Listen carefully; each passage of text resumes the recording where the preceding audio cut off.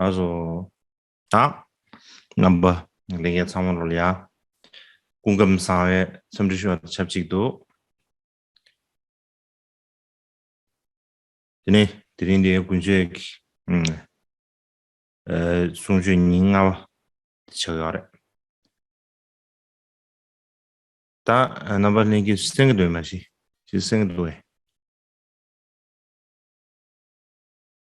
Me gustaría desearles a todos ustedes mi bienvenida, Tashidele, y mis deseos de que estén muy bien.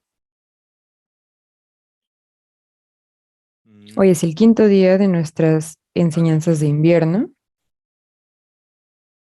¿Pueden escucharme bien? Muy bien. Ya, que va Jenny, se ha de que, ingin sini debattelia, dan gaba gaba sana rado, te tegi mindu seje, kungi rado chebe kable ya, da kongi gyumzen soji karishab slabi mina, ngomba zue El día da, de ayer hablé acerca de la refutación china o la afirmación, la refutación de la idea de que hubo dos vasubandhus.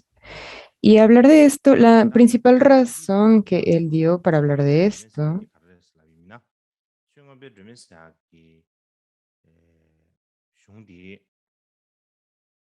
es que hay dos textos, el Tesoro de la Abhidharma y la Lámpara de la Abhidharma, el Abhidharma Dipa, y él investigó y comparó estos dos textos. Y en el Abhidharma Dipa o en la Lámpara de la Abhidharma,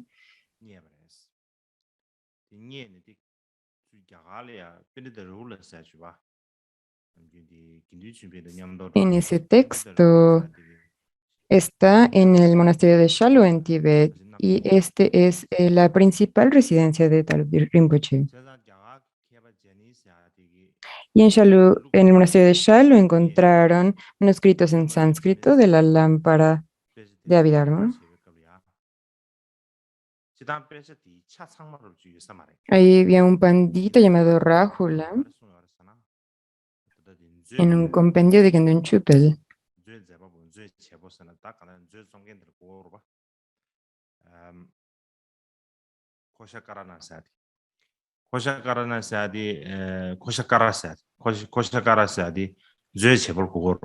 Y cuando el- examinaron el texto de la Abhidharma de la lámpara de la Abhidharma, este manuscrito no estaba completo, pero de cualquier modo hay una discusión acerca del autor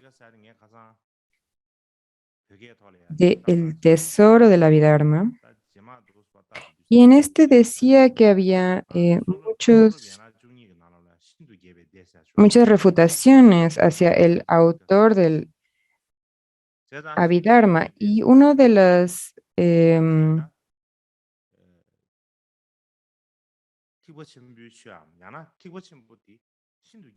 había muchas discusiones y refutaciones, pero una de las dadas por la lámpara de la Abhidharma hablaba acerca de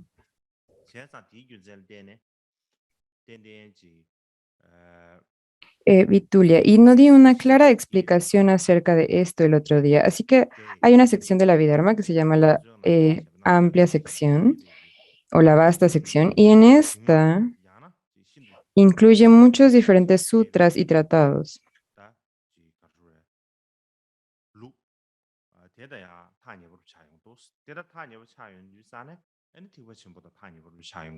Y puesto que muchas de las presentaciones del Tesoro de la Abhidharma vienen em, de esta colección vasta del Dharma,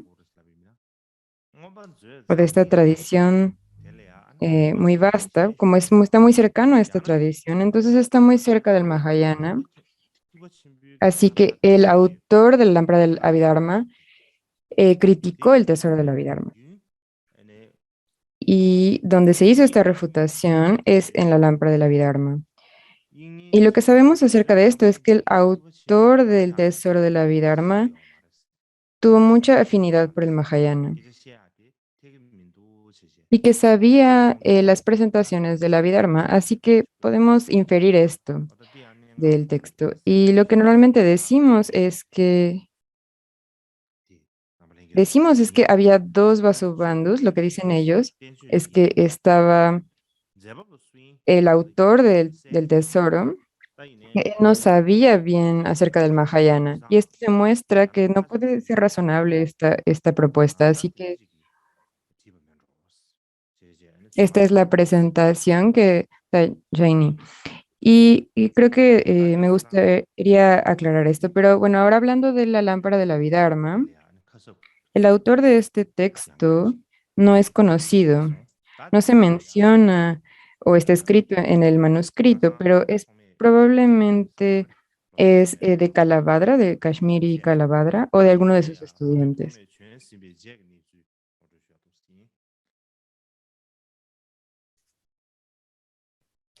Esto es simplemente para cerrar el punto que toqué el día de ayer.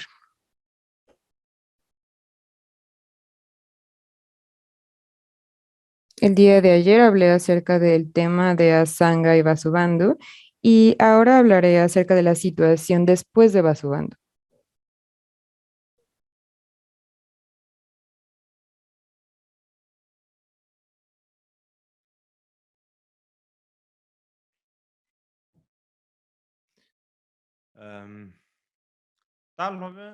통매 전 시베 제리아 드니 케바 망부지기 공기 잠샤베기 잠취 개치슈 어 샘섬 숨주바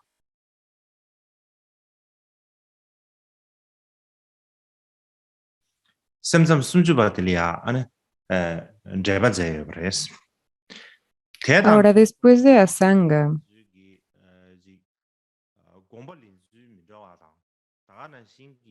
hubo muchos académicos que escribieron comentarios acerca de trabajo más significativo, los 30 versos. Así que después de Vasubandhu, muchos escribieron comentarios acerca de los 30 versos. Al mismo tiempo, los académicos tenían distintas interpretaciones al respecto de estos y desarrollaron distintas presentaciones. Es como si se hubieran vuelto los oponentes unos de los otros, así que hubo muchas discusiones en ese tiempo y por esto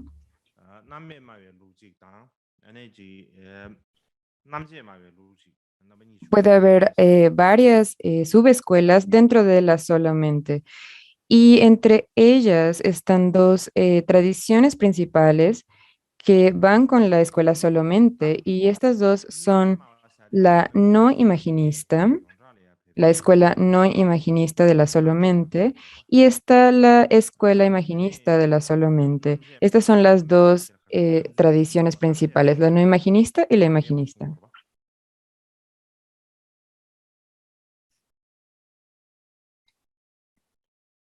Ahora, en la no imaginista, el término en el que le llamamos en la tradición tibetana principalmente lo llamamos la falsa imagen o la escuela de la solamente de la falsa imagen. Entonces, son o no imaginista. Entonces, son dos términos para la misma escuela.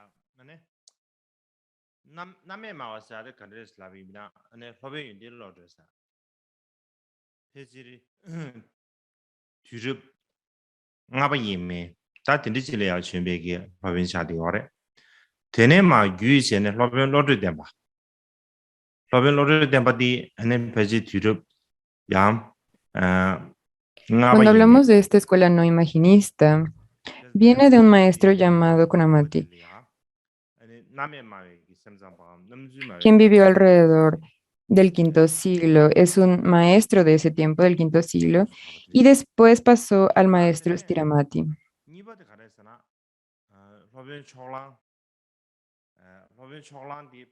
Stiramati probablemente apareció alrededor del fin del quinto siglo y la tradición que se pasó a través de ellos fue la tradición no imaginista o de la falsa imagen de la solamente.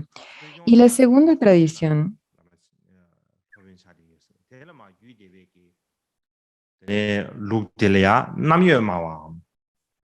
maestro del quinto siglo, y después del maestro Asbababa, que también probablemente estuvo durante el siglo quinto,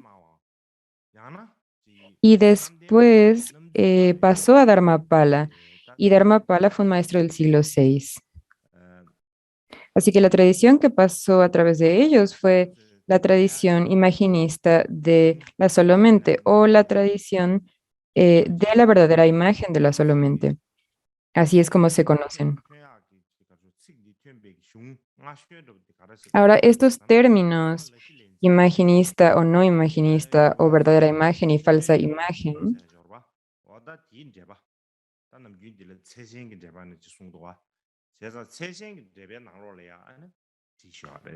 cuando vemos los textos que tenemos en la actualidad,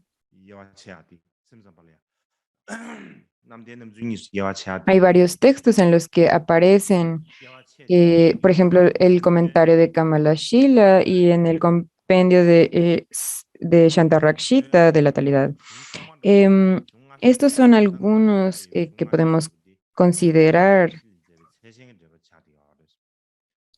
Así que ahí es donde se hace la distinción entre las escuelas no imaginista, imaginista o verdadera y falsa imagen. Aquí se hace la distinción entre estas escuelas.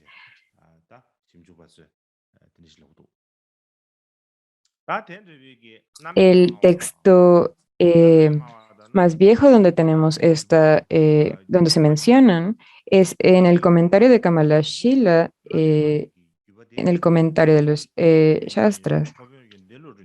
Y desde este punto se ha dividido la escuela de la solamente entre imaginistas y no imaginistas. Estas dos tradiciones, que también podemos llamar tradición imaginista y no imaginista, cuando pensamos en ellas, la tradición no,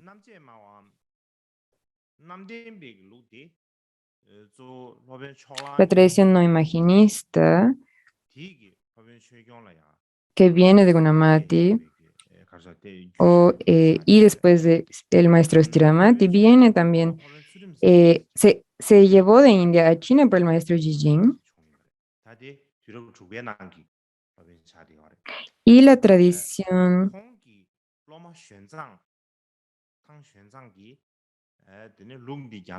imaginista, perdón, la segunda tradición pasó a través de Dignaga, Asbaba y Dharmapala. Y Dharmapala tuvo un estudiante llamado Shilabhadra, que fue un maestro del siglo VI,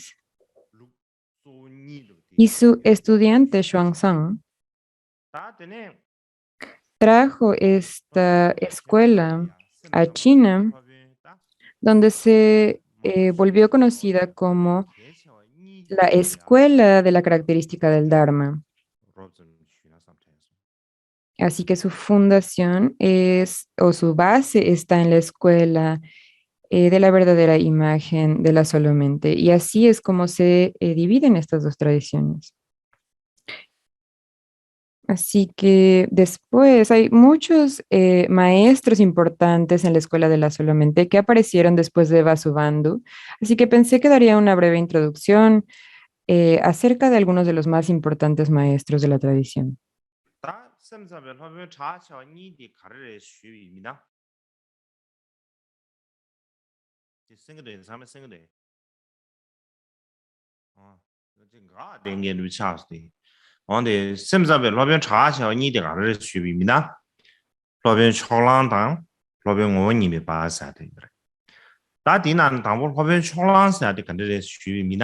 Ahora, ¿quiénes son estos dos maestros más importantes y más conocidos de la tradición? ¿Me pueden escuchar bien? Sí, parece que algo se trabó en la transmisión. De cualquier manera, los dos maestros más importantes son el maestro Dignaga y el maestro Asvabhava. Así que Dignaga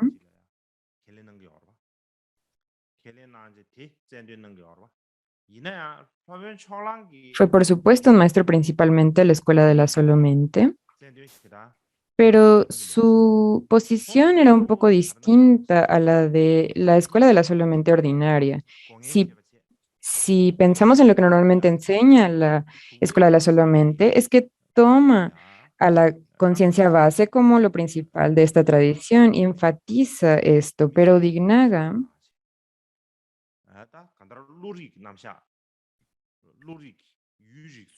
no enfatizó realmente la conciencia base, sino que principalmente investigó los seis tipos de conciencia, las cinco conciencias sensoriales y las conciencias mental.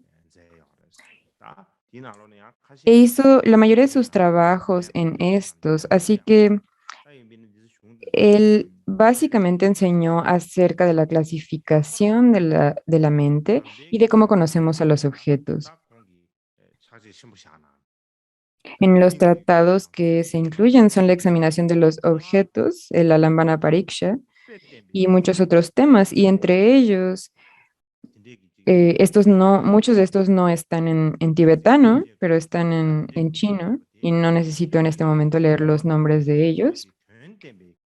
Y en particular acerca de la lógica budista, él tenía una gran influencia. Él dio una presentación de los 9 tipos de razonamiento y de la presentación de los 3 modos de razonamiento y utilizaba analogías como para probar su razonamiento y sus respuestas a las preguntas. Y usaba razonamiento que probaba eh, la tesis, que de hecho probaba sus razonamientos. Y entonces utilizó la lógica para desarrollar nuevos métodos en esta escuela. Así que sus trabajos acerca de lógica y de epistemología incluyen la introducción a la lógica, el Nyayamukha, el compendio de la validez y muchos otros.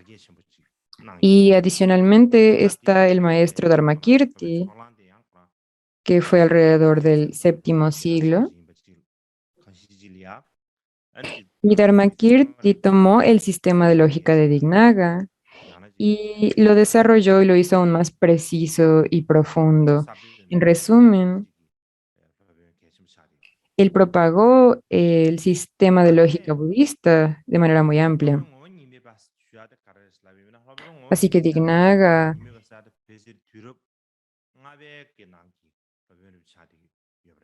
es muy importante para la escuela de la Solomente. Algunos dicen que es un fundador de la lógica budista y de la epistemología budista, así que es un maestro muy importante.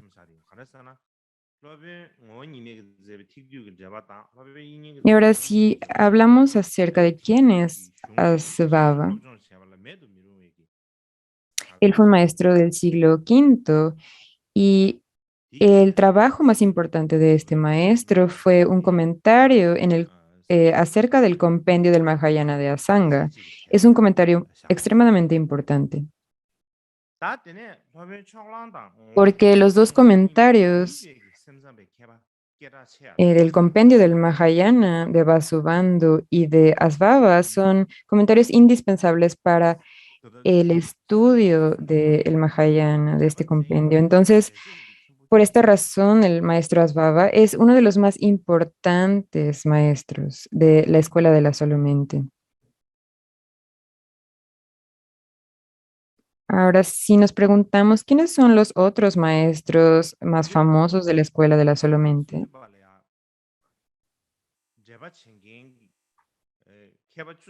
podemos decir que hay 10 comentadores, maestros que comentaron la Escuela de la Solomente.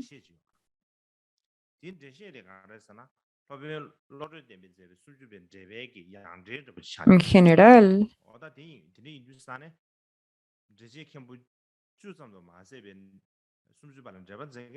no es que solamente haya 10 maestros o personas que hicieron comentarios acerca de los 30 versos.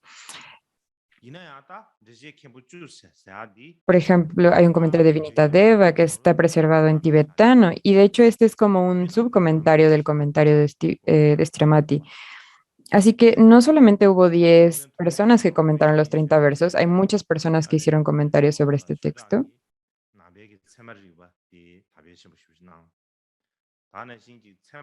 Sin embargo, cuando decimos los 10 comentadores, es un término que se conoce ya muy bien en la tradición china. No escuchamos acerca de esto mucho en la tradición tibetana. Sin embargo, en general, cuando después de que aparecieron Vasubandhu Indignaga y Dharmakirti difundió la lógica y la epistemología budista, ellos utilizaron esta lógica y epistemología para explicar la solamente y esta nueva tradición. Cuando Xuanzang fue a India para estudiar, en ese tiempo, Nalanda era el lugar para estudiar la escuela solamente.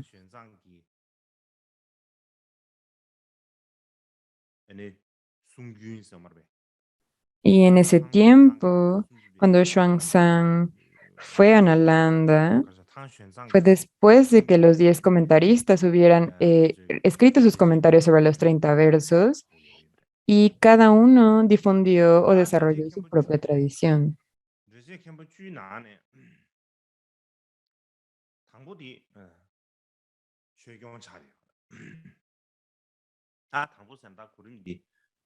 Así que es por que la tradición pasó a través de Xuanzang que conocemos a estos 10 comentaristas. Así que tenemos a estos 10 autores.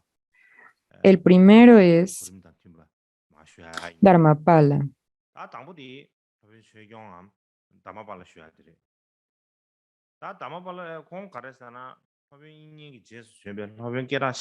Este es el orden de acuerdo a las palabras de Xuanzang y las notas que tomó uno de sus estudiantes. Así que voy a hablar acerca de ellas en el orden en el que viene en esta lista. El primero de ellos es Dharmapala. Y Dharmapala fue el maestro más conocido de la Solomente después de Vasubandhu. Probablemente vivió alrededor del siglo VI y fue él quien sistematizó la tradición de la Solomente imaginista. Quizás podremos decir que él es el fundador de esta tradición. Su maestro fue el maestro Dignaga y él nació en el sur de India. Tenemos el nombre también del lugar, pero no necesito mencionarlo. Él fue extremadamente inteligente de manera natural y de manera similar fue también extremadamente reconocido como un gran académico del tipo que son muy raros en este mundo, así que tenía grandes cualidades. Y se dice en los relatos tradicionales que fue nombrado como director o abad de Nalanda y que tuvo grandes y excelentes estudiantes, incluyendo Shilabhadra, a quien ya he mencionado. Así que tuvo muchos estudiantes maravillosos. Él y Baba Viveka, el maestro de la escuela del Camino Medio autonomista, tuvieron un debate, pero no es que tuvieran una discusión cara a cara, no hubo la oportunidad de que esto sucediera. En la visión de Dharmapala,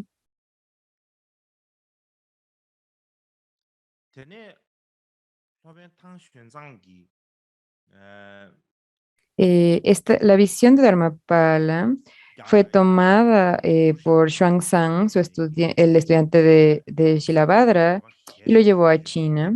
Y allí fundó la escuela del Dharma de las características. Así que en realidad esa escuela es fundada por Dharmapala. samsam namse dan jeba de samlo chugyu na che sue shaba Ahora, Xuanzang hizo di na lo le ya eh, algo muy importante de la tradición e hizo un comentario muy importante que se llama El tratado que prueba la solo cognición. Así que esto compila todas las explicaciones de los 10 comentadores y entre todas ellas toma las observaciones de Dharmapala, identifica las explicaciones de Dharmapala como correctas y las toma para su propia tradición. Así que Dharmapala era extremadamente inteligente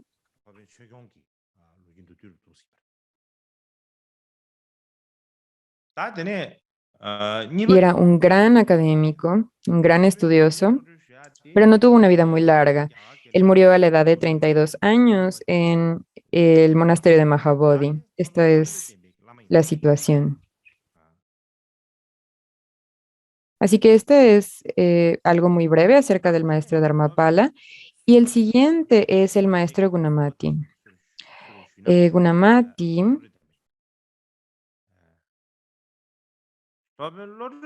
cuyo nombre está en sánscrito, fue el maestro de Stiramati. Y el tercer comentador es justamente el maestro Stiramati.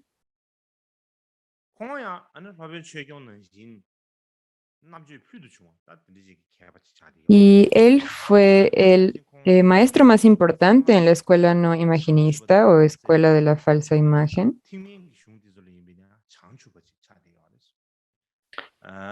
Su tiempo fue el mismo que el de Dharmapala.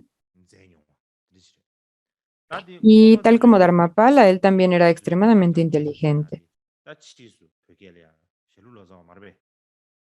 Era un experto no solamente en la escuela de la solo mente y en los textos de validez, sino que también era un maestro que estaba muy preparado en el vehículo fundacional. Él también escribió un comentario sobre el tesoro de la Vidharma y esta traducción del comentario del tesoro de la Vidharma, perdón, el tesoro de la Vidharma fue, este comentario fue traducido al tibetano, está en Shalom, en el monasterio de Shalom.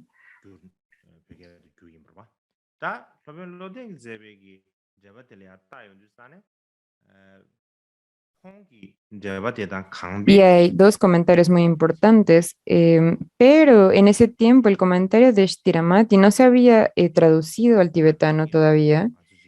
El comentario de Stiramati se tradujo al tibetano bastante después.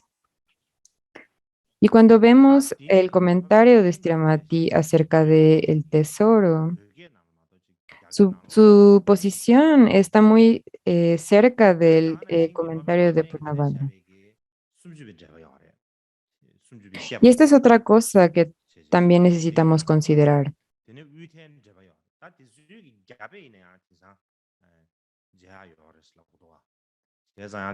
Ese comentario del tesoro está en tibetano solamente y no está en chino. Y de la misma manera, el comentario de los 30 versos de Stiramati, este está en el Tengyur. También hay un comentario que diferencia el medio de los extremos y este también está en chino. Así que estos son muy importantes. De la misma manera, él hizo un comentario acerca del ornamento de los sutras, que solamente sobrevive en tibetano. Y una característica de estos comentarios es que cada palabra está glosada y se explica cada palabra a gran profundidad. Entonces, cuando los lees, es extremadamente fácil de entender. Esta es una característica muy particular de sus comentarios. Así que podemos decir o inferir de esto que él era muy erudito y que sus comentarios eran extremadamente claros. No es que fuera un poco claro, era extremadamente claro.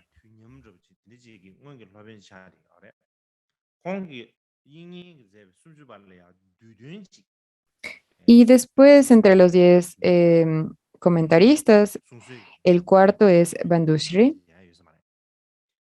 Y Bandushri fue contemporáneo de Vasubandhu y escribió un resumen de los 30 versos, pero este resumen ya no está presente. Y el quinto maestro fue Nanda, y Nanda es probablemente el maestro de Jinasena, quien no fue un maestro de con el que Xuanzang probablemente estudió. Y el siguiente es Shuddha Chandra. Shuddha Chandra fue contemporáneo de Stiramatri. Y el séptimo es Chitravanna.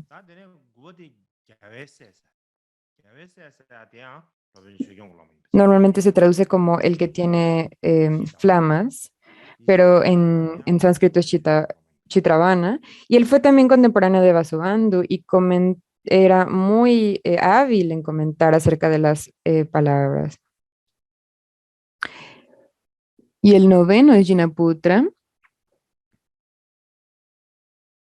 Jinaputra también fue un estudiante de Dharmapala y el décimo es Janachandra. Y Janachandra también fue un estudiante de Dharmapala.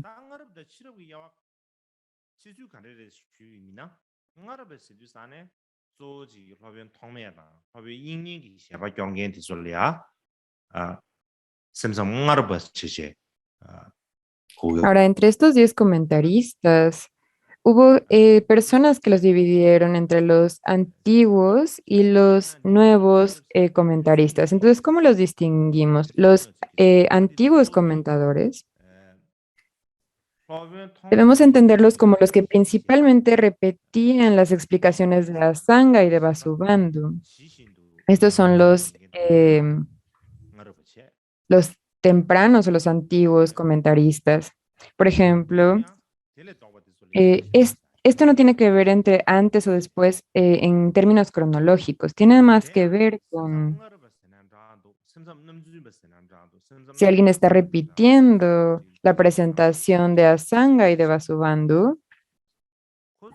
Los que lo hacen se llaman los antiguos o primeros comentaristas y los que no lo hacen son llamados los tardíos o los nuevos.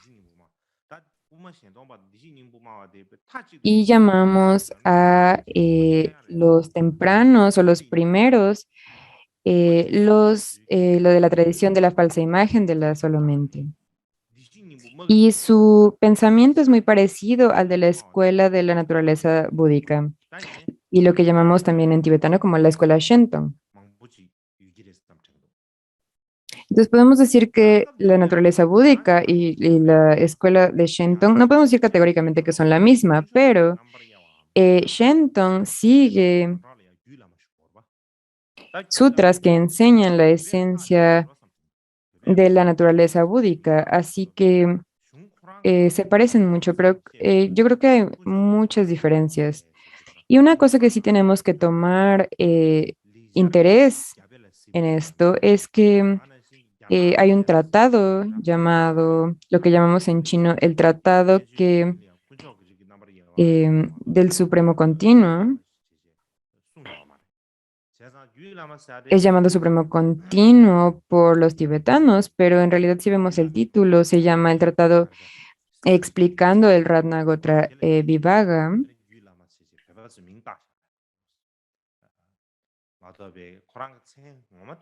Y todos estos los llaman en chino distinguiendo el continuo de la joya. Así que este título de el continuo supremo probablemente es un título que se dio como un nombre, pero en realidad el nombre original era distinguiendo a la familia de las joyas. 단기 공도 쉬야기 로딘 로르 템바사기 야 칙데 안호이스 단기 고마디기 첼레 안호이스 라고르다 다디 Y hay un comentario acerca de el tratado que distingue la familia de las joyas por el maestro chino Zhang Hui, que probablemente se traduce como Stiramati. Ahora, cuando se traduce su nombre, Anhui, en chino, el autor del comentario eh, del continuo supremo es Yan Hui. Entonces, no sabemos si estos son el mismo. La gente sigue investigando si son la misma persona. En breve, ambos nombres en chino se traducirían al otro tempa en tibetano, así que se traducirían como la misma palabra.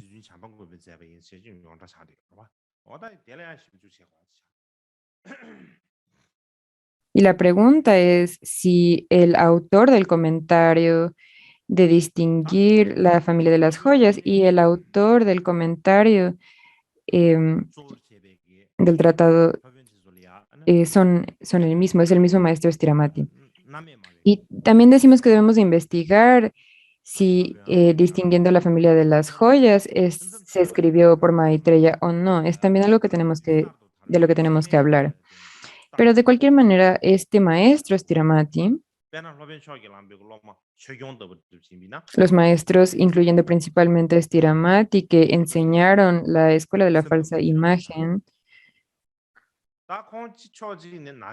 son ya sea lo que llamamos los tempranos o los antiguos de la solamente o la falsa imagen, y utilizaron nuevos métodos de validez como el estudiante de Dignaga, Dharmapala, y todos ellos son los antiguos o los tempranos de la solamente.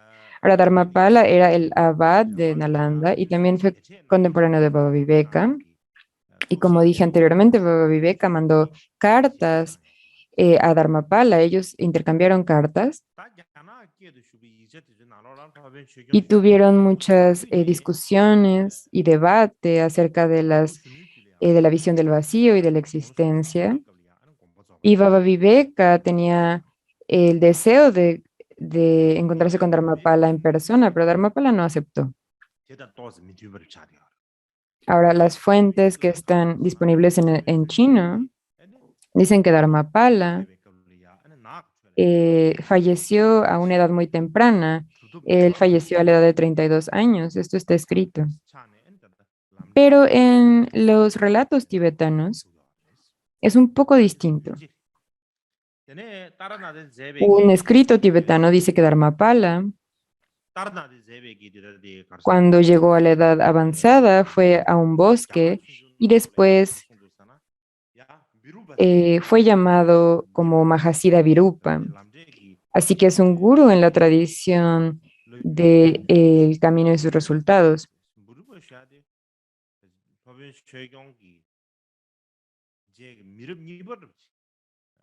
Y en la historia de Taranata del Dharma en India se dice que Virupa no es Dharmapala.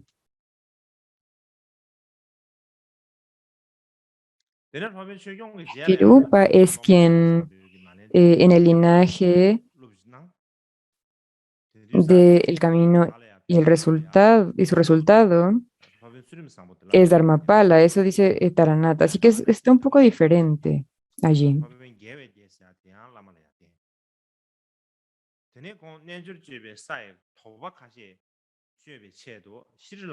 Y ahora, después de Dharmapala, su estudiante Shilabhadra fue quien se convirtió en el abad de Nalanda. Y cuando Xuanzang llegó a Nalanda, principalmente estudió con Shilabhadra. También estudió con el maestro que mencioné anteriormente, Jinasena. Y para resolver algunas de sus dudas acerca de los niveles de Vivekananda, fue a Sri Lanka, pero en ese momento había un conflicto muy grande en Sri Lanka y entonces no pudo continuar sus viajes. Entonces llegó al sur, a una ciudad al sur de India, y, de, y ya de ese punto no pudo continuar su viaje.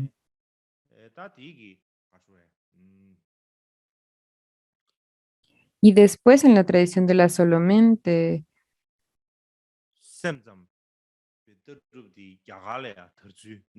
la tradición de la Solomente, después es el discípulo Chandragomi, se volvió muy famoso y esto expandió la escuela Solomente, sobre todo también en sus trabajos de gramática. Así que esto es una historia muy breve de el desarrollo de la escuela solamente en India. Y si hablamos de esto en detalle, tardaremos mucho tiempo. No tenemos tanto tiempo, así que no puedo hablar de esto en detalle. Pero en el futuro he pensado que quizás podría escribir algo acerca de del desarrollo y la difusión de la escuela de la solamente en India, pero no sé si tendré tiempo porque hablamos de los 8 tipos de falta em,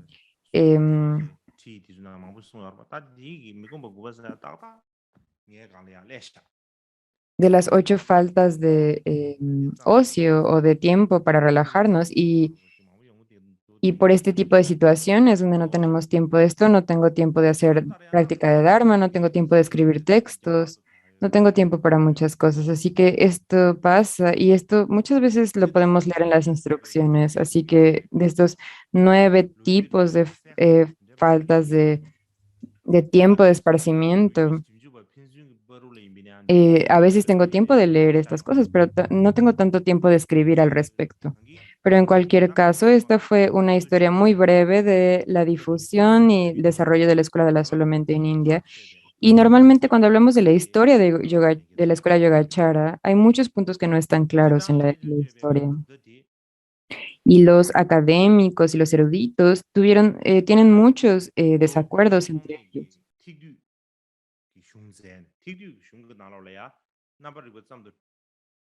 Así que los puntos acerca del desarrollo de la Escuela de la Solamente, estos puntos son más o menos acordados, están bastante decididos que así fue. Y en la Escuela Yogachara,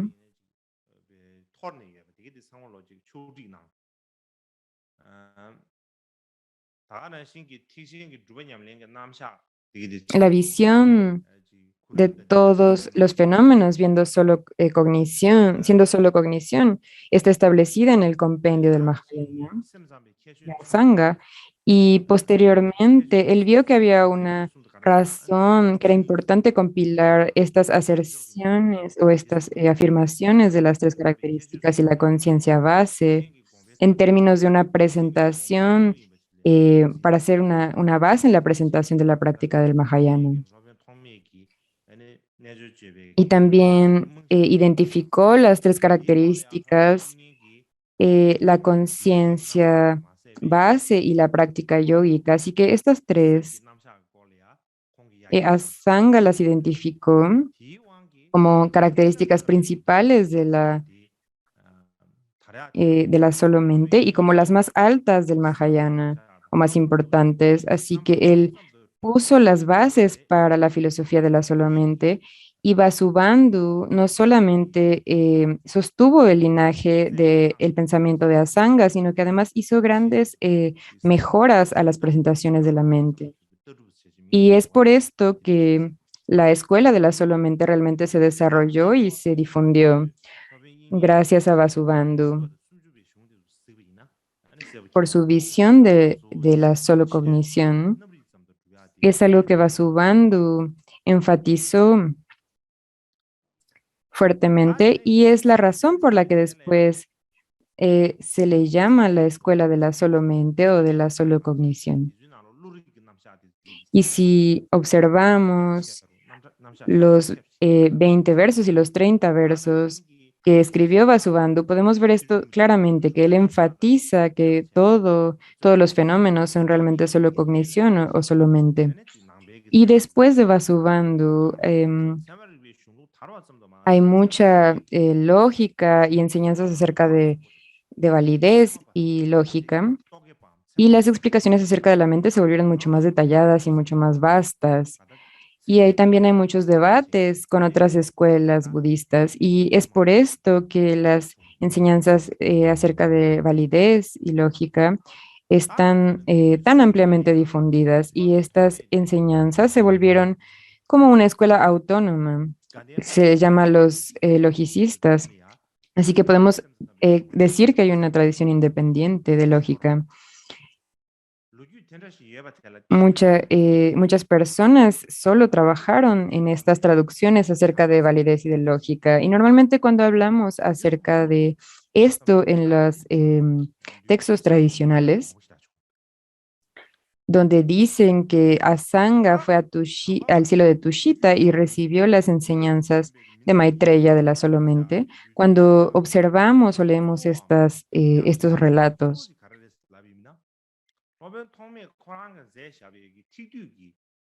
hay personas que tienen la idea, que están viendo em, historia verdadera. Debe de haber una persona que se llamaba Maitreya.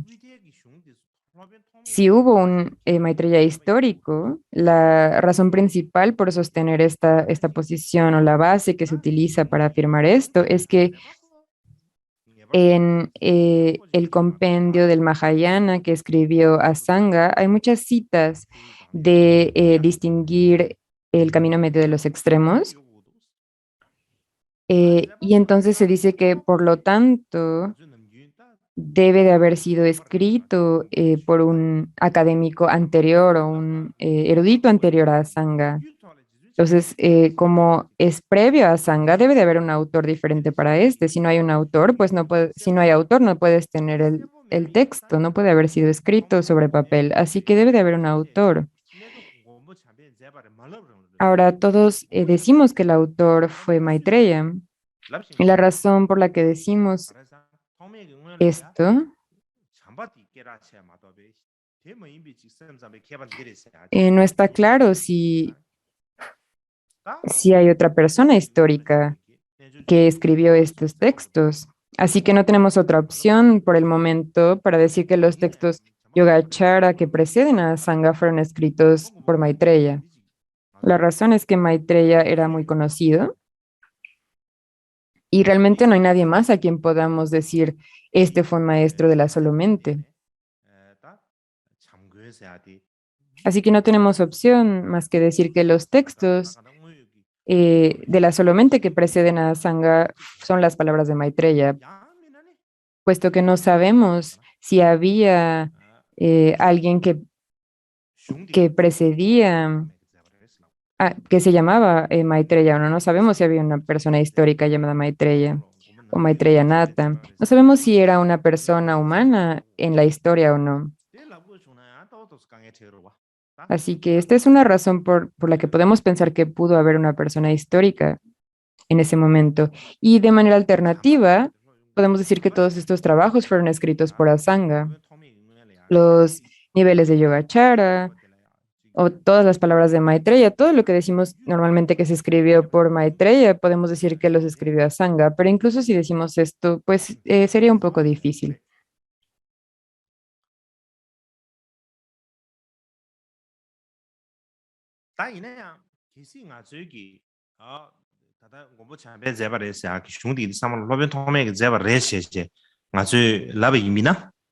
Así que hay razones para decir que debe de haber habido un académico que se llamara Maitreya que escribió todos esos tratados. Sí hay razones para decir esto. Sin embargo,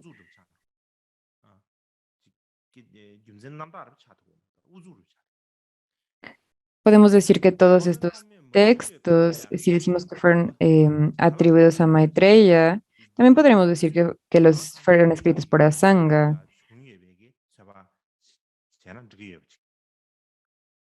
porque la escuela de Yogacara no se formó de la nada. Si decimos esto, sería como insistir fuertemente en ello sin razón.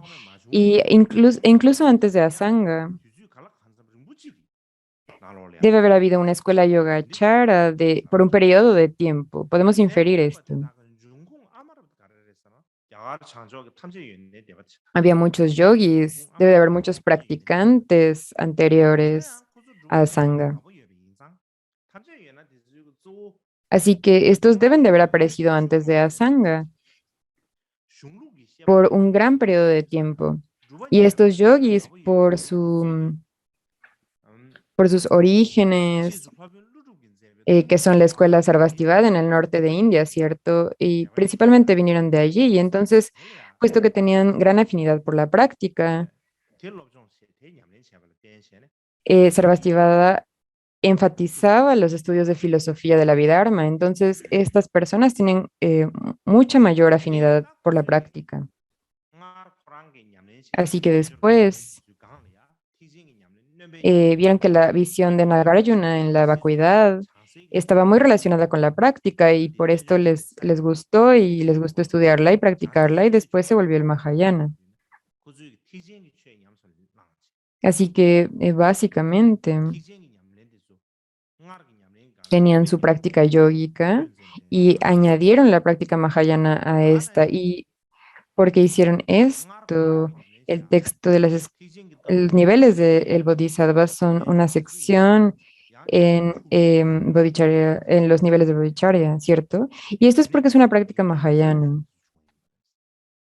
Y porque añadieron las prácticas Mahayana a estas prácticas anteriores, fue que desarrollaron los niveles de Bodhisattva. Y aún más, había aquellos que no perdieron todas estas prácticas anteriores que estaban relacionadas con estas bases y crearon lo que se llamó los niveles de Shravaka. Ahora, las presentaciones que aparecen en los niveles de Shravaka son aquellos que aparecen también en la esencia del capítulo de explicando el yoga, del sutra que revela la intención. Así que estas enseñanzas en este capítulo de explicando el yoga están muy cercanas a los niveles de Shravaka. Así que, ¿qué es este sutra que revela la intención?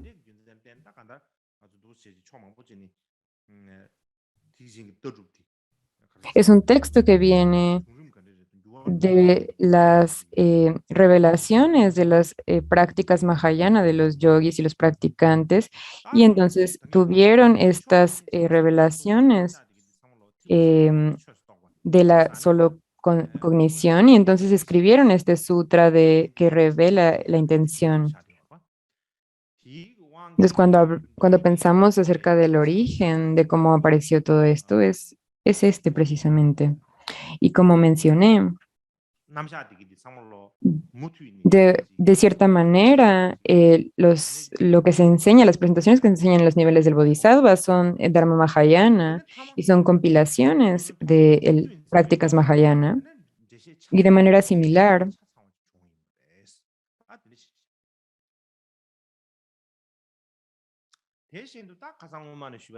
el ornamento de los sutras, el compendio del Mahayana, sostiene las mismas aserciones y las explica. Y cuando Asanga está escribiendo el compendio del Mahayana, se hizo una completa presentación y como mencioné también el otro día,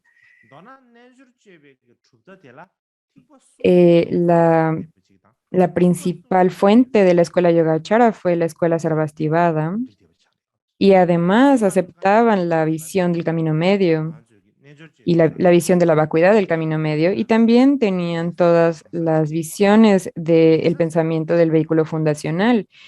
Así que la práctica o el significado de los tres vehículos está presente en la escuela Yogacara, así que incluye la práctica y el significado de los tres vehículos del budismo. Así que podemos ver esto si vemos los niveles del Yogacara. Tiene tres partes, perdón, tiene dos partes. Los niveles de Shravaka y los niveles de Bodhisattva, ¿cierto? Entonces, en los niveles de Shravaka se explican las prácticas de los escuchas y en los niveles del Bodhisattva, se explica cómo transitar los niveles de Bodhisattva en las prácticas, así que podemos ver cómo estos dos están en los niveles de Yogacara y cómo ellos tenían el significado entero de los vehículos, la práctica entera, y esta es su intención. Así que ahora tomaremos un descanso de 30 minutos.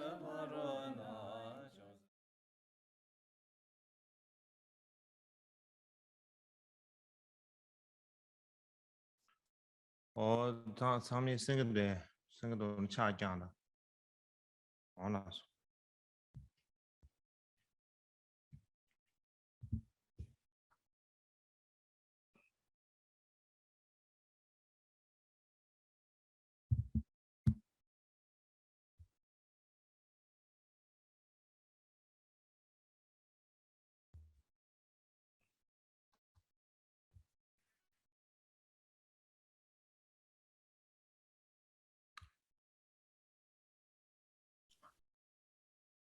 他今天想了呀，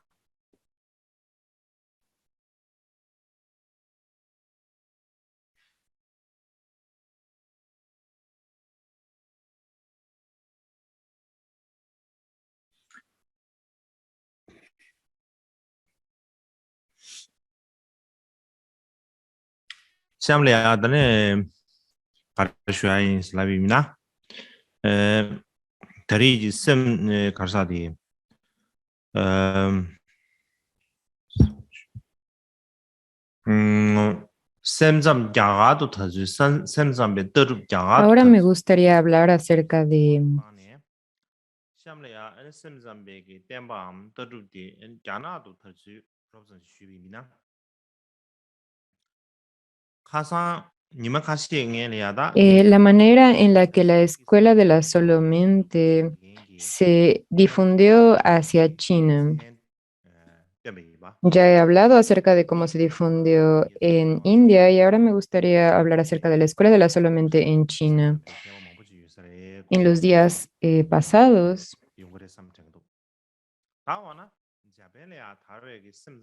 mencioné los nombres de muchos académicos japoneses que han investigado acerca de la escuela de la Solamente y quizá puedan pensar que hay muchos expertos en Japón acerca de la Solamente. Pero ¿cómo fue que la escuela de la Solamente que se formó en Japón vino directamente de la India? No, no fue así.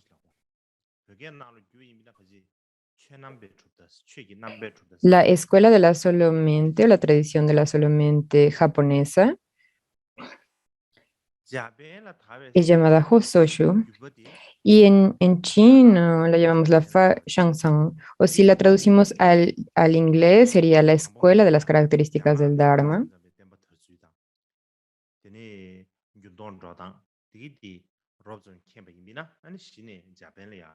La tradición de la solamente en Japón se vino de China, se difundió desde China. Así que primero tenemos que hablar acerca de cómo se difundió la escuela de la solamente en China y los cambios y el desarrollo que ocurrió allí. Y solo entonces podemos entender cómo la escuela de la solamente se difundió en Japón. Así que ahora me gustaría hablar acerca de la difusión de la escuela de la solamente en China. En resumen, no puedo hablar totalmente a detalle de ella, pero puedo dar una introducción y mañana puedo continuar hablando de la difusión de las enseñanzas en China y al mismo tiempo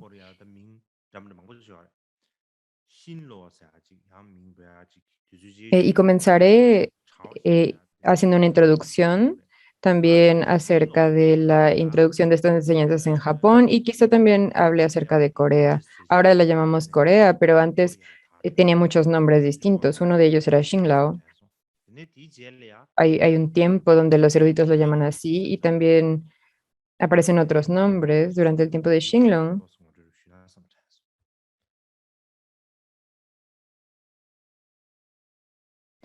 Pensé que podría dar una introducción acerca de cómo se difundió la escuela de la solamente en Corea en ese tiempo. Y después de ello me gustaría hablar un poco acerca de cómo se difundieron los sutras y las enseñanzas de la solamente en Tibet.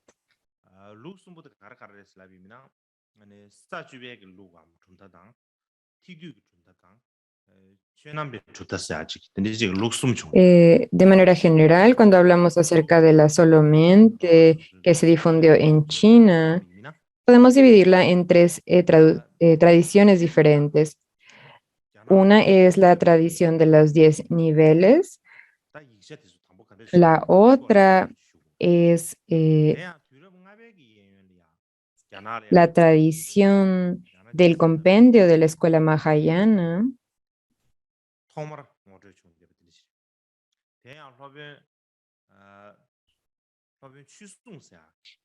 Y me gustaría primero hablar acerca de la tradición de los 10 niveles, de la tradición de los 10 niveles. En el quinto siglo, aproximadamente, la escuela de la solamente primero fue presentada en China en esta época y la introdujo un maestro llamado Dharma Raksha, quien vivió alrededor del 385 al 433 y él tradujo eh, los niveles del Bodhisattva. Es una de las traducciones de los niveles del Bodhisattva al chino.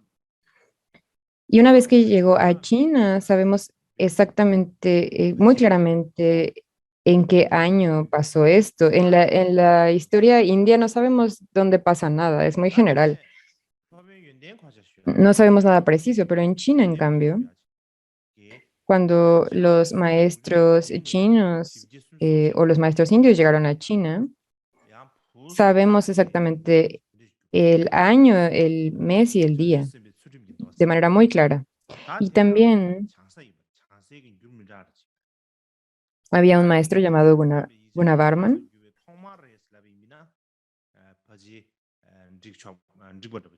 que tradujo otra versión de los niveles de Bodhisattva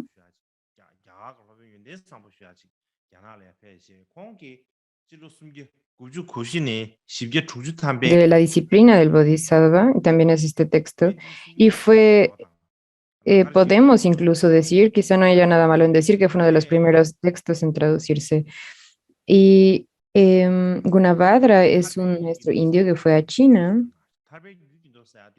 y del 394 al 460 él tradujo el Srimala Sutra, el Rugido del León, los viajes a Lanka, el Sutra de los viajes a Lanka y el Sutra de la corriente de la liberación. Y este sutra es principalmente lo mismo que el contenido de los últimos dos capítulos del sutra que revela la intención.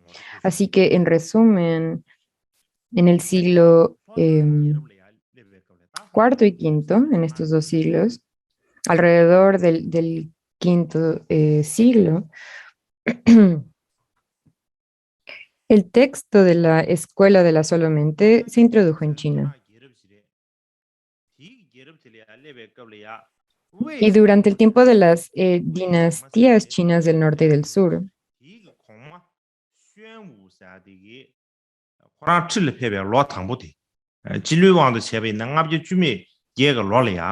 estas son dinastías chinas y durante este tiempo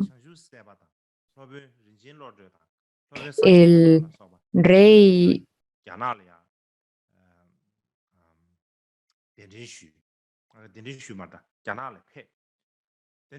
en el 508, cuando el emperador Wu tomó el trono,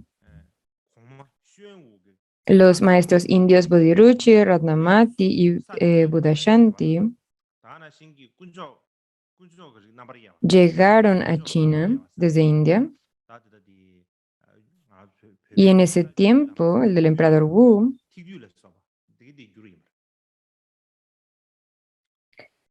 él pidió que se tradujeran los comentarios del Sutra de los 10 niveles de Vasubandhu y también diferenciando las familias de la joya de las familias, lo que llamamos en tibetano el continuo sublime y también el compendio del Mahayana.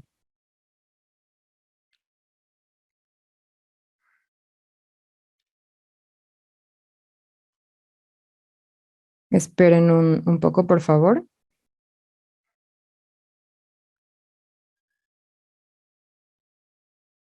Necesito cambiar algo aquí. 야야.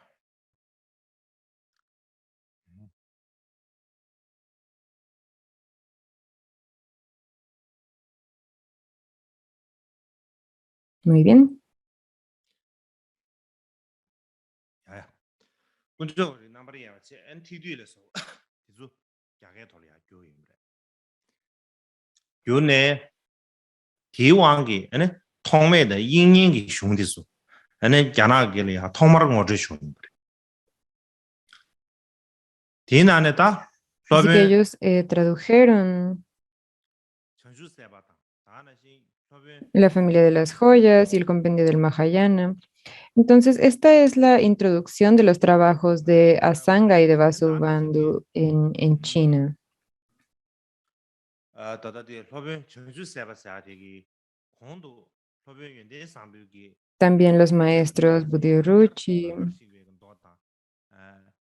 타바 사면 돌아서 다 타바 사면 도산 도대 공제기 다 잡으러 차리겠어요. 어디 디긴 도디 양결결도 교나이 그래. así que antes estuvo Budhyuruchi, quien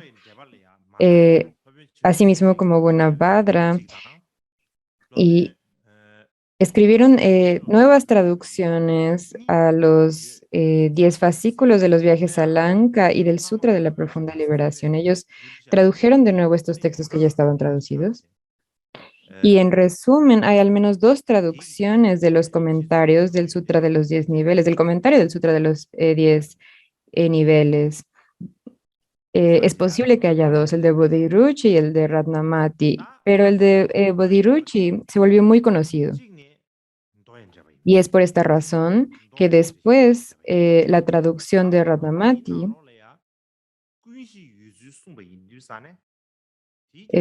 probablemente ya no se encuentra disponible. Ahora, el comentario de los 10 niveles es un comentario muy respetado en este sutra, pero en particular habla acerca de cómo hay esta conciencia base.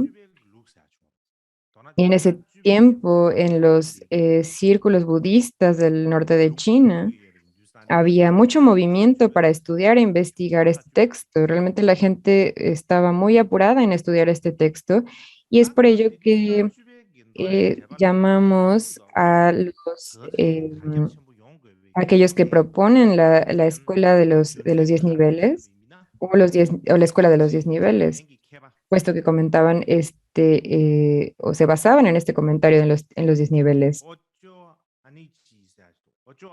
Y si vemos acerca de las razones de por qué se hizo tantos estudios acerca de este comentario en los 10 niveles, hay un académico moderno japonés, quien su nombre es Oucho Enichi.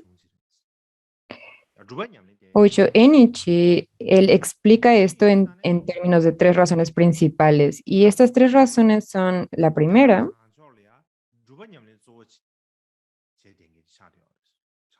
que el comentario en el Sutra de los 10 niveles enseña cómo practicar el camino hacia la iluminación, enseña la práctica. Así que para ese tiempo, en la tradición del norte de China, principalmente enfatizaban la práctica. Se enfocaban principalmente en la práctica en el norte de China, entonces tenían esta inclinación. Así que el comentario en el Sutra de los 10 niveles es principalmente en meditación y en práctica, así que realmente concordaba muy bien con las inclinaciones o los hábitos de los practicantes del norte de China. Y la segunda razón es que es un comentario en las palabras del Buda. Y puesto que es un comentario acerca de las palabras del Buda, no son las opiniones personales o las conclusiones personales de un autor, son las palabras del Buda. Así que las personas pueden tener una confianza particular Si digo esta es mi opinión, pues la gente puede dudar, pero si digo esta es una explicación de las palabras reales del Buda, entonces la gente tendrá mayor confianza. Así que esta es otra razón por la que se difundió ampliamente. Y la tercera razón es que este comentario representa a la Escuela de la Solamente que estaba difundiéndose en China recientemente. No tenía mucho tiempo que se comenzó a expandir la Escuela de la Solamente. Así que este sutra introdujo la visión de la Solamente y permitió que todos los puntos cruciales de esta visión budista se observaran de manera sistemática. Esta es la manera de hacer la práctica, tiene un orden y está sistematizado, así que la gente encontró esto muy atractivo. Así que muchas personas por esta razón tomaron gran interés en este comentario en el Sutra de los 10 niveles. Y después, en la tradición de los 10 niveles, ocurrieron dos nuevas tradiciones. Y estas dos nuevas tradiciones de transmisión, la primera de estas se llamó Daoshun y eh, esta tradición se llama Beidao, que quiere decir la tradición del norte o la visión del norte. Y la siguiente tradición vino del maestro Huiguang y esta fue la tradición del sur. Ahora, si hablamos en términos de lo que ellos proponen, la diferencia es que la tradición del norte, en esta hablan acerca de la conciencia base, está oscurecida y la tradición del sur asume que la conciencia base es pura y no está, es inmaculada. Y de manera similar, la tradición del norte habla acerca de que todos los fenómenos surgen de la conciencia base y esta es la razón por la que están basados en la conciencia base. Y mientras que la escuela del sur habla acerca de la talidad, se basa en la talidad y en la naturaleza de Dharma. Así que es por esto que tenían puntos muy contrarios y discusiones muy fuertes al respecto. A veces cuando estás haciendo refutaciones, esto es muy bueno porque puedes realmente examinar la lógica y para eliminar tus interpretaciones erróneas y tus visiones erróneas. Por ejemplo, en estos tiempos, la investigación principalmente examina las conclusiones de académicos anteriores y piensan, bueno, esto está realmente de acuerdo con la realidad o no, y se refuta mucho. Y en Tíbet también en los tiempos antiguos, las distintas escuelas refutaban las unas a las otras. Esto pasaba muy a menudo. Cuando hablamos acerca de hacer refutaciones, algo no muy bueno en la tradición es que hay muchas palabras menosprecian las otras tradiciones. Pero estas palabras, de hecho, se malinterpretan por muchas personas y muchas personas creo que sí utilizan palabras muchas personas piensan, estas palabras me insultan, no son amables. Entonces hay un peligro de que esto genere mucho conflicto entre las escuelas o falta de armonía. Pero si hablamos de las demás tradiciones en habla derogativa y si hacemos refutaciones de esta manera,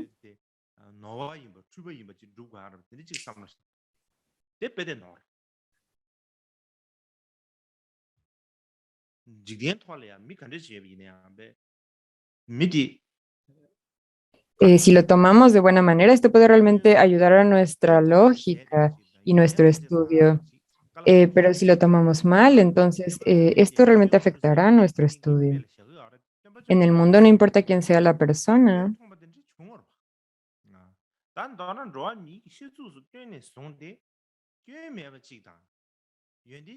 es difícil encontrar em, quien tiene todas las cualidades y que ha abandonado todas las faltas.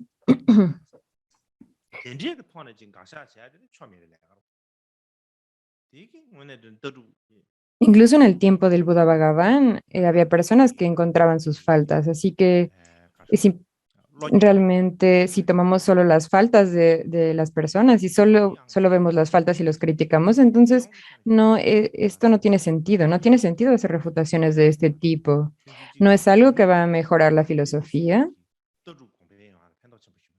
y no es algo que va a traer beneficio para nuestro entendimiento. Así que es importante que entendamos esto. Simplemente en términos generales, refutar de manera lógica los unos a los otros es desde mucho beneficio para mejorar nuestro entendimiento filosófico.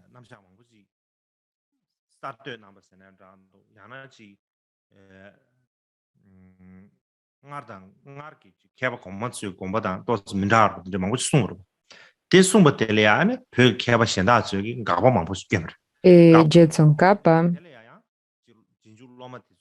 desarrolló e inventó presentaciones nuevas acerca del camino medio o tuvo diferentes ideas, diferentes a maestros previos y porque muchos maestros tibetanos lo refutaron, sus discípulos respondieron a esto y desde una perspectiva, las enseñanzas de Jetson Kappa o de la tradición de Lukpa son muy benéficas. Todas estas refutaciones de las otras escuelas tienen un beneficio para ayudar a desarrollar a los discípulos de Jetson Kappa. Se ha vuelto muy útil para ellos.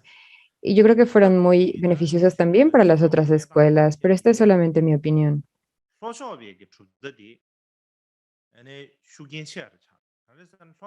Así que, bueno, en resumen, para hablar acerca de la difusión de la Escuela de la Solamente en China, si miramos acerca de las condiciones religiosas y sociales de ese tiempo, eh, la, la tradición del sur se volvió de mayor influencia y la razón es que su fundador se llamaba Hui Guang, que podemos traducirlo como la luz del Prajna, o de la sabiduría. Y él era como la joya de la corona de todos los eruditos en ese tiempo en China.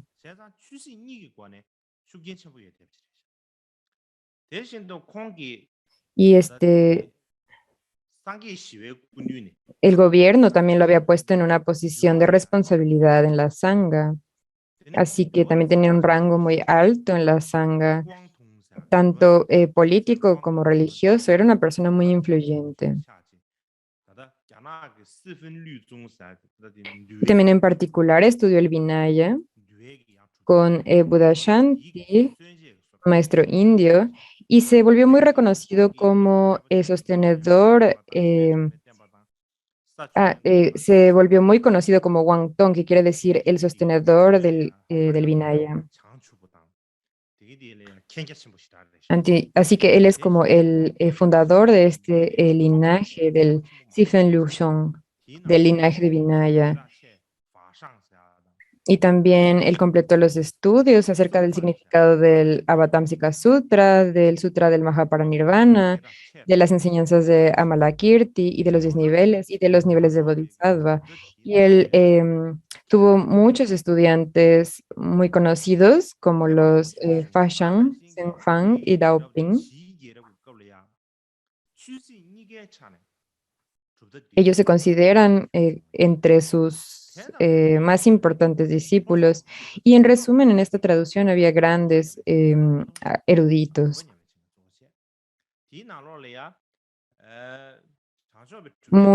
que influenciaban mucho tanto política como religiosamente durante las dinastías Wei y Shi. Y en esta tradición estaban más enfocados en enseñar meditación. Y dentro de esta tradición Estaba un maestro llamado Sangshu, Faji y Tali, y muchos grandes eruditos en esta tradición, en la tradición del norte. Y el fundador de la tradición del norte era Dao Chong, y él estudió por 3 años el comentario en el Sutra de los 10 niveles y enseñó a muchas personas. Se dice que muchos miles de personas, alrededor de 1000 personas que alcanzaron la liberación escuchando sus enseñanzas. Sin embargo, em, muy poco después, la tradición del norte declinó y después se incorporó en el compendio de la tradición. Entonces, después esta tradición se incorporó a la tradición en general. Y lo que sucedió fue que la tradición del sur se volvió entonces la sostenedora principal del linaje de la tradición de los 10 niveles. Así que hasta hubo 6 dinastías hasta la dinastía Sui. Y al final de la dinastía Sui y al principio de la dinastía Tang que le siguió, la tradición del sur se incorporó en la escuela del compendio o la escuela avatámsica. Así que podemos decir que declinó.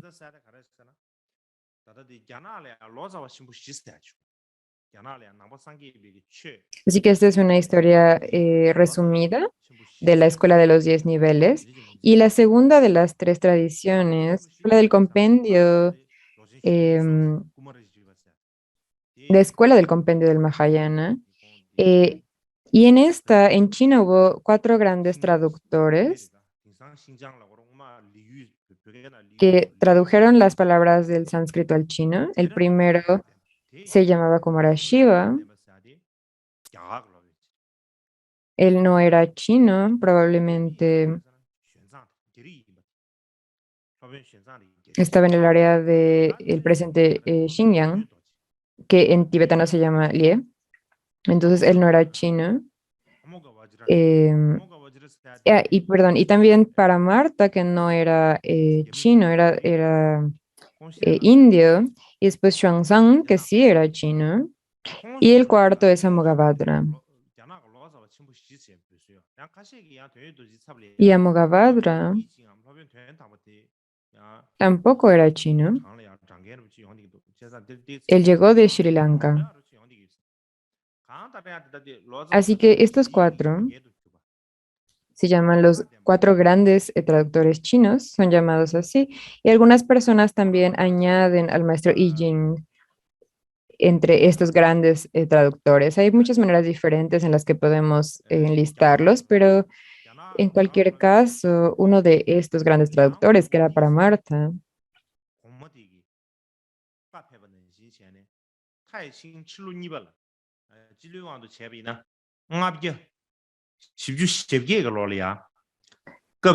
para Marta fue un maestro indio y por las instrucciones de Lan Wulchi, el emperador,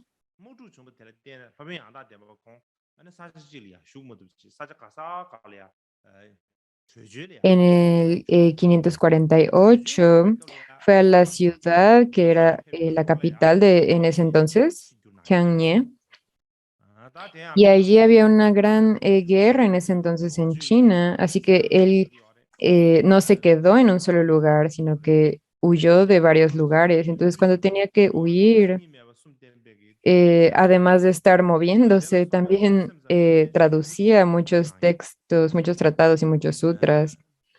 Así que tradujo los sutras como el Cortado de Vajra, el Sutra de la Luz Dorada, diferenciando el medio de los extremos, las enseñanzas de las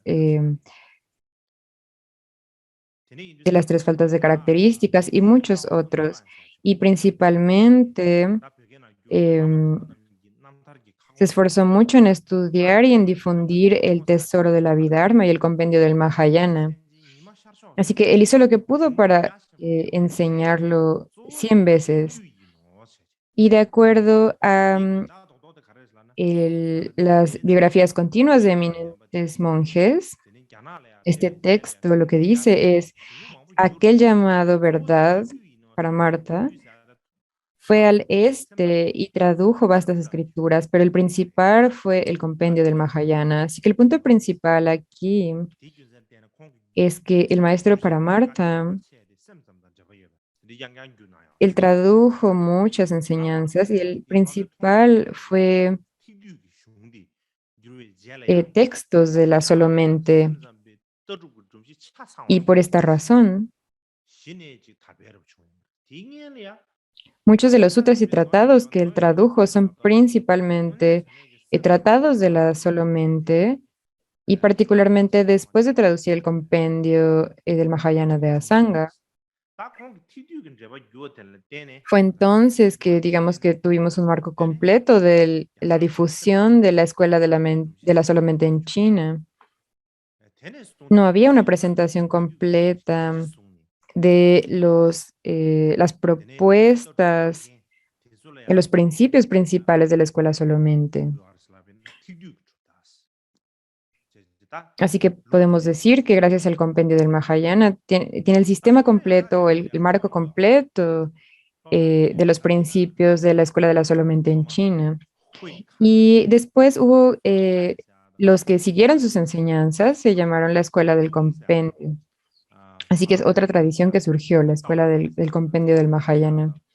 Y para Marta tuvo muchos estudiantes, entre ellos Huikai, Fatai, Sengzong, otro llamado Faren, Daoni, Cao Pi y otro llamado Shijiao.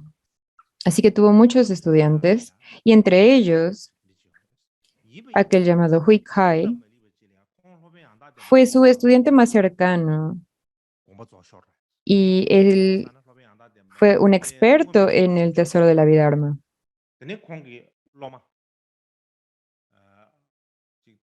Y nadie lo podía superar en el estudio del tesoro de la Vidharma. Sin embargo, él falleció antes de Paramartha y Paramartha estaba realmente decepcionado y en un terrible duelo.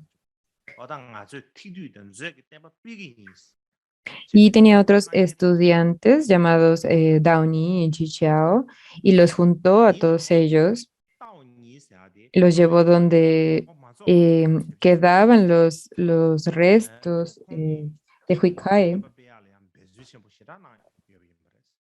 y les dijo, vamos a propagar las enseñanzas del compendio y del tesoro. Y entre ellos Downey, que fue el asistente principal de Paramartha. Una vez que Paramartha falleció, él trabajó fuertemente para propagar las enseñanzas del compendio. Él fue a la capital y se quedó en el templo de Daishinshan, donde difundió las enseñanzas ampliamente.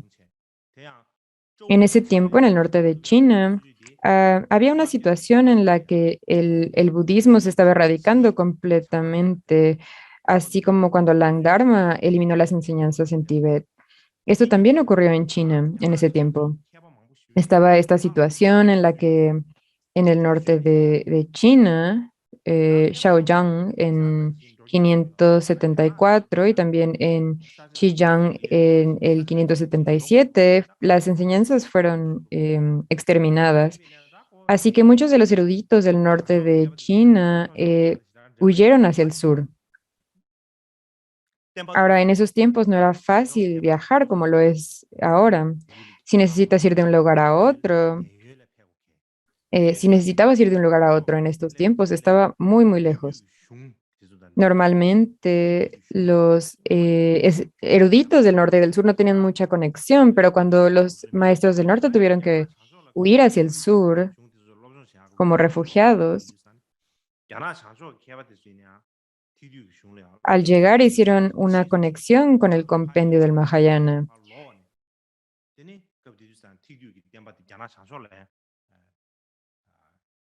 Así que previamente en el sur había una gran tradición de estudiar el compendio del Mahayana. Así que cuando fueron al sur hicieron una gran conexión y entonces al regreso al norte expandieron también esta tradición.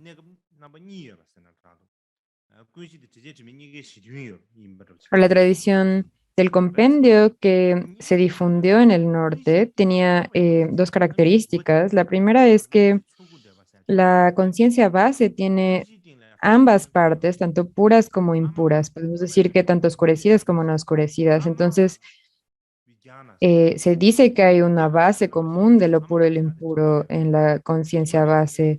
Y la otra es que hay 9 conciencias llamadas las conciencias puras. Así que además de la conciencia eh, base, hay 9 conciencias más que se dice que se llaman Amalavijñana o conciencia inmaculada. Así que se dice que hay estas 9 conciencias más.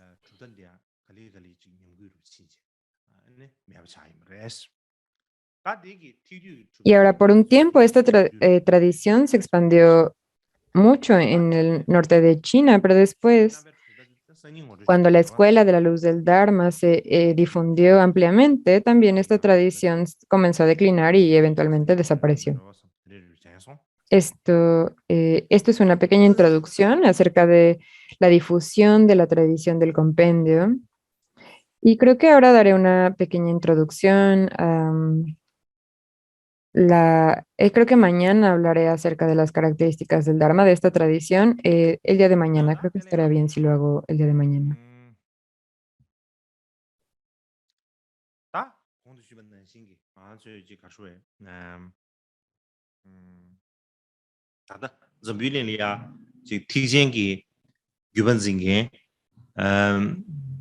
데이터 가지고 정규 난된다 안 표규 난데 아마 니좀 차리 얼바 Y 근데 다 como mencioné anteriormente, 난자 안다는 신기 고려야 이난자 니리 상으로 정규 난된 고스도 여유 다 표규 난데는 표규 난데라 근데 유산 다 니니기 룩니게기 나로래야지 다 en estos días tenemos las dos tradiciones que sostienen el Mahayana, la tradición tibetana y la tradición china. Y en la tradición china está la tradición del norte. Entonces, en la tradición del norte está el chino, el tibetano y también en la China contenemos la tradición coreana y japonesa. Y en la tradición del norte de China están tanto la escuela de la solo mente como la tradición del camino medio.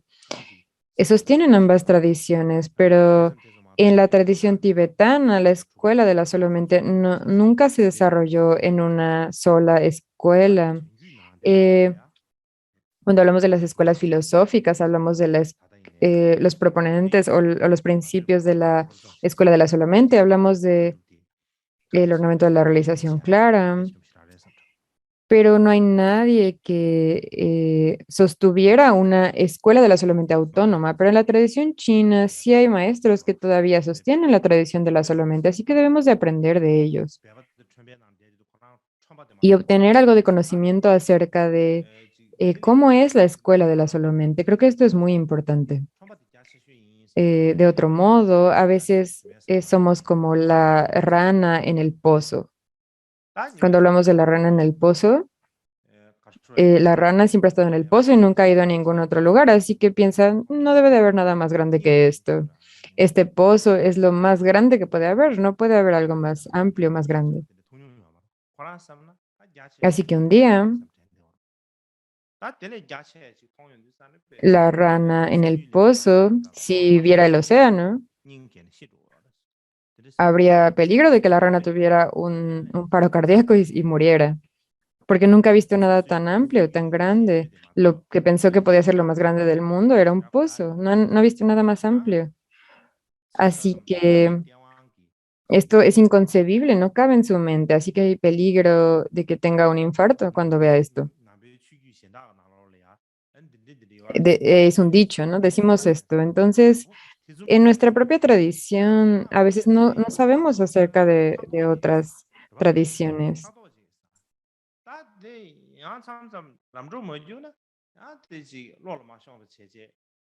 Entonces algunas personas dicen, ah, pues hay esto y esto en otras tradiciones y no saben realmente. Y a veces vemos, ah, eso tienen allá y entonces nos ponemos un poco celosos de lo que tienen otros, envidiosos. Y entonces, incluso si no podemos concebir lo que pasa allá, eh, sentimos como que nos va a dar un infarto o nos vamos a espantar por lo que está pasando allá. Pero no debemos de tener una mente cerrada, tenemos que hacer lo posible para tener una perspectiva más amplia y aprender tantas cosas como podamos, tener tanto conocimiento como podamos. Muy a menudo decimos que no hay nada que no se diga en las enseñanzas del Buda, que nos enseñen las enseñanzas de Buda, pero cuando viene una situación como esta, no lo hacemos, ¿cierto? Cuando hay algo nuevo que aprender, hay una nueva visión o una nueva opinión, inmediatamente decimos, no, la refutamos. Decimos, no, estás equivocado, estás confundido, esto no es posible, es ilógico y damos muchas razones para ello de manera unilateral. Somos categóricos y la refutamos y la desechamos. Así que lo vemos de esta forma y es por esto que de cierta manera nos quedamos atrás. Si seguimos de esta manera, será difícil que mejoremos. Así que debemos mejorar. Si necesitamos mejorar para que una situación sea mejor, debemos de inmediatamente abrir nuestras mentes. Debemos de obtener confianza y seguridad en tener una visión más amplia y entendimiento. Y particularmente necesitamos, si necesitamos estudiar las escrituras en otros idiomas, lo primero es que debemos de estudiar el idioma. El idioma es muy importante. Y los idiomas en nuestras tradiciones del Himalaya, hay muchas personas en las regiones de los Himalayas, en India, Nepal y Bután, que dicen, bueno, hablan un poquito de inglés, pueden hablar de comida, decir esto y lo otro, pero simplemente hablar de comida y de bebidas no te ayuda cuando vas a estudiar filosofía, así que debemos de tomar interés en los idiomas. Cuando los tibetanos llegamos al principio como refugiados para preservar nuestro propio idioma, un poco nos impedíamos o no nos gustaba que la gente estudiara otros idiomas. Cuando el 16 Karmapa estaba en Rumtek, no le gustaba particularmente que la gente... ¿Cuál es el propósito de estudiar un idioma?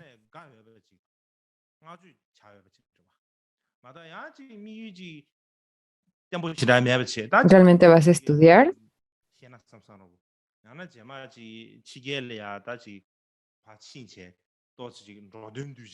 Tu propósito es estudiar los textos de otras escuelas budistas en otros idiomas. Si estás estudiando otro idioma para estudiar esto, entonces debes de estar feliz y estar muy contento al respecto. Pero si tu propósito no es muy estable y estás pensando estudiarlo porque no sabes si en el futuro quieres irte al extranjero y dices que es para beneficiar a otros seres y tomar algunos sobrecitos rojos. Entonces, si esto es lo que piensas cuando estás pensando en aprender otro idioma, esto pues no vale mucho la pena porque solo tenemos algunas décadas en esta vida y toma mucho tiempo estudiar un idioma. Así que si pasas todo ese tiempo y haces tanto esfuerzo y si no lo haces por un gran propósito, estás perdiendo el tiempo. Así que por esta razón es muy importante que para nosotros estudiar idiomas y particularmente para el Dharma budista Si queremos estudiar budismo, debemos de saber varios idiomas. Debemos de saber chino, debemos de saber sánscrito, pali y debemos de saber tibetano. Así es, ¿no es así? Y hay una razón por esto, para esto.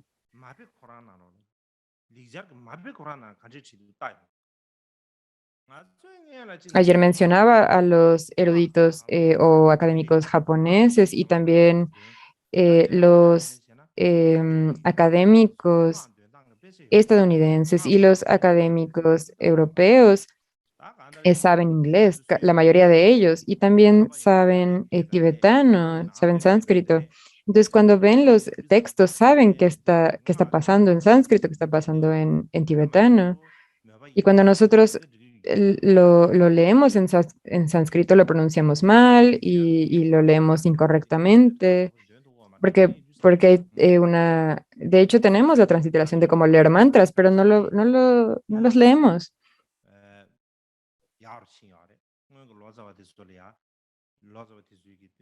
Si eres de Tíbet Central, lo lees con un acento de Tíbet Central. Si eres de Amdo, lo lees con un acento de Amdo.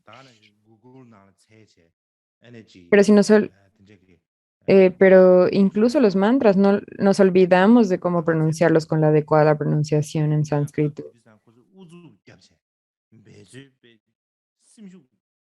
Ahora que las posibilidades son mucho mejores que en el pasado, los traductores del pasado no tenían diccionarios como tenemos ahora, no podían buscar en Google, por ejemplo.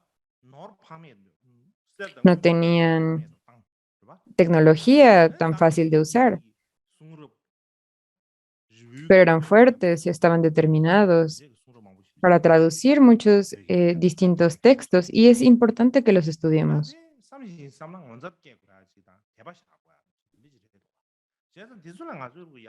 Ellos no les importaba su vida y su cuerpo, iban a India y pasaban todo su oro, su plata, su dinero sin pensarlo dos veces y traducían montañas de escrituras. Y cuando piensas en esto es realmente increíble.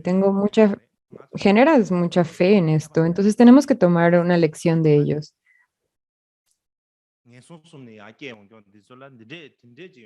Y tenemos que ver si nosotros podemos tener este tipo de resolución y de motivación. ¿Podemos desarrollar esto en nosotros? Tenemos que realmente buscarla, porque si no, a veces pensamos, estos son grandes seres inconcebibles, vinieron del cielo a la tierra y nosotros solo somos personas ordinarias.